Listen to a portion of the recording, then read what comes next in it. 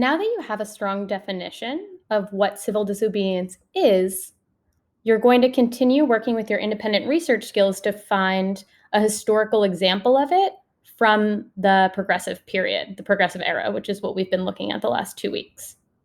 So, to do that, you probably don't know an example of civil disobedience from that time period offhand.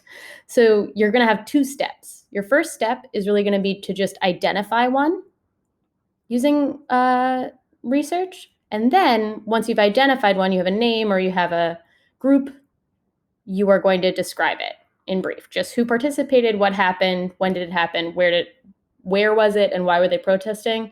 Basic who, what, when, where, why stuff. Because I know you already read a relatively long text.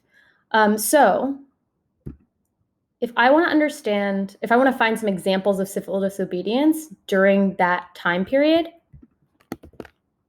I'm going to type civil disobedience in Google, but that's really not enough. You can see my search history, so you can get some hints from that. But civil disobedience, if I just put it in, might bring me to examples from other countries, which could be interesting, but isn't really what I'm focused on right now.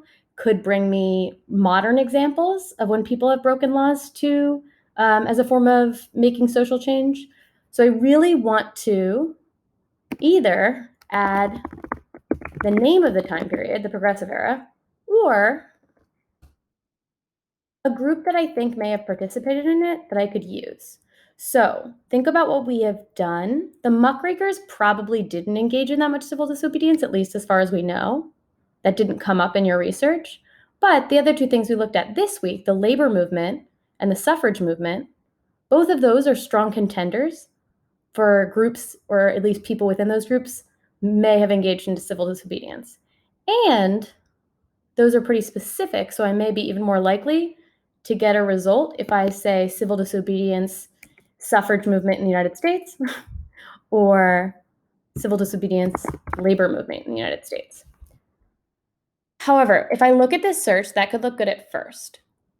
But you'll find that because those terms, it really matters that you're taking those terms in themselves. I don't want to just hear about civil labor or disobedient movements. I don't know if that's a real thing, but I really need to use one of the key tools available to me when I'm conducting research on Google or any really site, basically, which is by putting a term in quotes. It makes sure that I'm not going to get a source that just talks about civil unions, civil labor, civil whatever. I'm specifically going to get sources that refer to the term civil disobedience. So I'm putting these quotes around civil disobedience. I may also want to put quotes around the labor movement. That's less likely to be broken up, but still not a bad idea. Or the suffrage movement, if that's what I choose.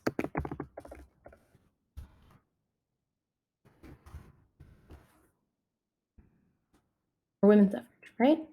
So once I then Google it, I'll find an example. Say they mention something here. I can then specifically, once I've found the name of an event, or the name of this woman, she's someone who engaged in civil disobedience, I can then research her specifically if I don't immediately find the answers to these questions. So if I used Carrie Nation, I could type in Carrie Nation civil disobedience or Carrie Nation protests, because now I know she's someone who engaged in civil disobedience, or Alice Paul, or whoever comes up for you. You can then specifically research them as their second step. But that first step, and part that's going to be really key, is being specific, using the tools available to you, in particular those quotes, when you are trying to find your original example of civil disobedience during that time period. Whether or not you do it by searching either women's suffrage or the labor movement, or if you do it by just saying, neither of those are that interesting to me, but I know it has to be from the time period, progressive era. Okay? So that's it. You don't need to be super detailed in your notes from research, but you do need to make sure to copy and paste the source you used, as always. And if you need anything or have any questions, feel free to email. Bye.